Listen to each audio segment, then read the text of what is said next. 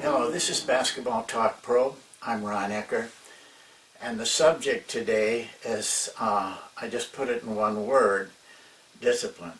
And I think all coaches know what I'm talking about. The relationship between you and your players.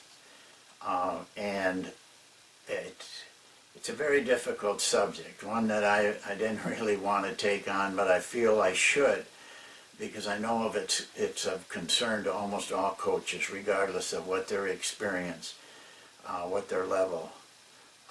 It's something that just has to be talked about. There's no magic to it. There's no magical guidelines or directives that make it all work. It's really kind of an individual thing. I can't tell you to do it my way, and I can't do it your way. I have to, individually, we have to have our own personalities and our own impact on this. And trust me, no one has a monopoly on it. Regardless of how experienced a coach is, how much success he's had, or how young he is, and inexperienced that he is. It affects everybody, and I think the experienced coaches know what I'm talking about. But it is a concern because in the long run it can make or break you. Without it, you'll eventually suffer, and you may get out of the profession over it. On the other hand, it can also make your life very good and make your success very high. But I think we use the term discipline, but I think what we're really talking about, when you boil it all down, I think we're talking about respect. The respect players have for you as a coach. But I want to say this about that respect. You have to earn it. It's not given to you. Don't think the title coach is going to automatically give you respect. You earn your respect. I want to share a story with you that kind of tells that. It's a story that, I personally experienced. I was assistant at the University of Minnesota. We had a very talented team. We had a team that could contend for the Big Ten championship. But we also had a team made of some very, very tough guys, unruly guys. In fact, one of the players on that team, I know watches this show occasionally, and I'm sure he will agree with the things I'm going to tell you.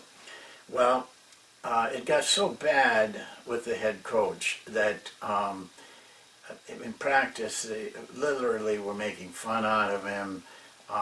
It just got to be a very much of like hell in practice. And so he started to call him off. Now I resisted that as assistant because I felt we had a chance to win it, but we weren't playing up to our capability. But he always had a rationalization for it, but I knew deep down he just didn't want to face it in those practices. So one day, the third time, I just really was vocal about the fact I thought we needed to practice. So he turned to me and he said, "Well, I can't do it, but you go ahead and take them." Well, that kind of stunned me. I hadn't, now I had made my bed, I had to sleep in it. And it was a real concern for me. And I went through the same mental games that you would when you're really kind of terrified of the situation. I thought, well, I'll play games, we'll have shooting games, we'll have short practices, we'll have some fun things. But then I realized, hey, wait a minute. This has got to be a practice. And in my mind, I just made up my mind. I don't care what the situation is. We have things we need to do in this practice, and I'm going to get ready for them, and I prepared very hard. Well, the players came, and it wasn't an easy situation because it was on a Sunday night, cold in Minneapolis, nobody around, very quiet, very, down kind of situation. I told them what I wanted in practice. I was prepared. We had a very good practice. No problems. The player, no horseplay. No, players worked hard, finished on time, and we had a good practice. I think they felt we had a good practice, and I felt we had a good practice. But you see, what I learned from that was that I had to do the work. Once I did the work, once I was serious, and I came to practice ready, they responded to that. And I think it'll work for you. I think that respect is gained for a coach that they know has put the time into it, to put the work into it. Not always. Would they have been like this for the next 10 days if I'd have had them? I can't say. Can't say that. But I know I had them 2 or 3 times after that. And the practices were pretty much the same. And I think you have to take that position that you earn their respect by doing what you should do as a coach. And that is to do your work. But you also have to do something else, in my mind. You have to respect your players. I think you have to like your players. I think a lot of times coaches get paranoid that the players are out to destroy them. And we probably all have felt that or gone through that emotion. Another story that happened to me that deals with this aspect I'd like to share with you. It was actually a year after I left Minnesota because they brought in a new head coach and with a new staff. I was left fighting for a job and finally got one at a small school in Michigan. The school hadn't had a winning season in 22 years, and the year before they were 8-28. Well, when we started the season, we started against, incidentally, on that team, 3 of the players had never played high school basketball, just pickup ball. We played a very strong Division I team, and of course they beat us, and that hurt, but we understood it. And then we opened our season against, our own competition away from home, and they beat us. That hurt. We were to play in a tournament that next week, the very following weekend. And I knew which team we were playing, and they weren't too far away, so I went and scouted them. I wanted to be prepared. They were terrible. They were absolutely terrible. I went home, told my wife, if we don't win this game, I'm going to quit coaching. Fellas, don't ever say that. Don't ever make a statement like that. Because they beat us in the tournament. Beat us by 22.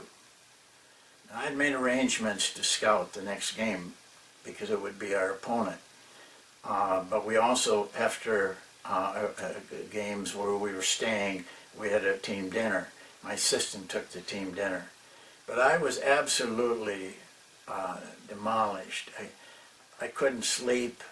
I thought my career was over. I mean, I thought all those horrible things. And then I turned from that to just absolutely going to get in these guys' face. I was going to tear into them. Because we had a shoot-around scheduled. Well, at 8 o'clock the next morning, I had another problem. The manager of the hotel called me and was very upset with our team. That after the team dinner, the players had stole all the glasses and silverware, and I think we're a little bit rude to people, and that was kind of the crusher. Well, we went to the shoot-around, and I really was now incensed. I had all kinds of terrible things I was going to do. Well, the players came out, and they were shooting around before we started practice. And something really strange happened to me. It was like a peace settled over me. And I watched the players warming up, and I thought, these are not bad guys. These are not bad people. And actually, I like them. And I brought them together, and I told them that. I've never done that before. I've never done it since. But at that moment, I just felt very strongly towards these players. And I told them. And I told them that it wasn't like them to be stealing and being rude. It was above, they were above that. So I wasn't going to punish them. Punish them. I told them that. But bring the glasses back. Bring everything back and apologize. And there'll be nothing done to you. They did. We had a nice practice. Afterwards, they went back to the rooms and they got their stuff and they brought it back to the manager. We won the game. Good team. We beat a pretty good team. We only lost 5 more games the rest of the season. We ended up 28-8. Now, I'm not saying that that incident changed that team, but it changed me. I realized that my feeling for my players had to be the same feeling I wanted back from my players. So I took a different tact towards this area of disciplining, having discipline on your team. And it's, how do you know whether you have that or not? I think we all ask that question. For me, it's what takes place in a game. Are they doing what you want them to do? There's a statement above me here that says, they use a word, it's an explanation of ethic. Forget that word, but it's the next words that count. Obedient to the unenforceable. That's what's going on in that game, Coach. When they throw that ball up, it's unenforceable for you. So it's their obedience and their loyalty to what you want them to do that tells you if you have the control of them to get that kind of loyalty and that obedience. That's what I'll tell you. Now, I got a few things more to tell you about this, but I'm not going to tell you that I think they're monster of things, that they were guarantees of anything. But I'll tell you what I do, what I've learned to do. I try to discipline little things without hostility, without anger, but with enforcement of the things that I ask them to do. One of them is time. I like players to be on time. So if they're not on time, we have a very small punishment, a consequence that they have to pay. And I tell players, don't tell me any stories about your car breaking down, your aunt dying, or all those things. I don't want to evaluate that. I'm not going to be mad. But when you're late, you have to suffer the consequences, regardless of what the reason was. We have no excuses. And I just have some little things. When I was in college, I made them run laps. 1 lap for every minute late. In pro ball, I fine them $1 or so, nothing big, for every minute that they're late. But then I shoot for the money. I don't keep the money. Players get the money. It's not a hostile, difficult thing. I don't have to I don't have to deal with that. I like their shirts tucked in. I make them do that. I don't get mad about it. I just tell them, tuck your shirt in. They do it. I don't like headbands. I think headbands show individualism. So I don't allow that. Now that's a tough one for some players. But if they want to be part of our team, then that's something that they have to do. I don't like talking when I'm talking. You'll see on the films that I've shown you, I think you've already seen a couple of times, right? I talk to players when they do that. I don't punish them. I don't fine them or anything. But I let them know I don't want them talking while I'm talking. That's what I'm there for. I have a right to have their attention. What I do with those little things, I believe, is to show players that certain things are enforced, that there's a line that they can't go across. We're gentle about it, but we're firm about it. And so day after day, as you enforce those things, they become used to what you say and what you will do. And then it becomes a lot easier. They know where they have to stop. You know where they have to stop. It kind of avoids the big situations that come up and can come up. That's just my way. And it's been, overall it's been good to me. But listen, no one goes through this profession without having problems. And there is nobody who's got an all-win situation. It's day to day. It's something you have to be aware of at all times. But in your doing this, one thing I would warn, you're dealing with players, with people, with high wills, strong wills. And you have a will, and you have a strong will. You cannot raise to the level you are at without having that strong will. Don't kill the spirit of your players. Don't kill that will.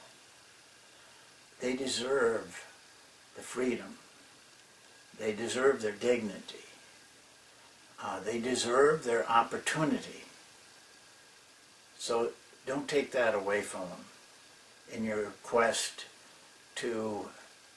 for control. Well, you have to find that on your own. You have to find your own way. I hope we can help you, because I know what you're faced with. But believe this, that as you grow in this profession and gain experience, you will learn these things. You will learn your way. You're going to make mistakes. You're going to have problems. But you'll learn from them. Just keep going. Get up the next day and start going back to work. Thank you for listening, and we'll see you next time.